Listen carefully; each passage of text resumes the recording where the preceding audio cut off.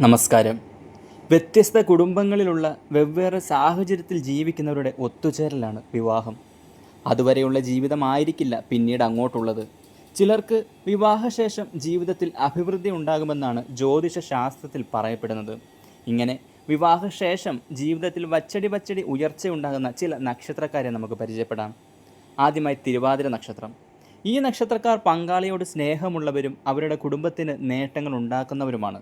അതിനാൽ ഈ നക്ഷത്രക്കാരെ വിവാഹം കഴിക്കുന്നവരുടെ ജീവിതത്തിൽ നല്ല കാലം വരുമെന്നാണ് വിശ്വാസം. പുണർദം. വ്യാഴം ദശാനാഥനായി വരുന്ന നക്ഷത്രമാണ് പുണർദം.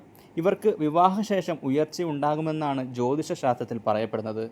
ധനപരമായും വിദ്യാഭ്യാസപരമായും ഭാഗ്യങ്ങൾ ഒട്ടേറെ ഇവർക്ക് വന്നുചേരും.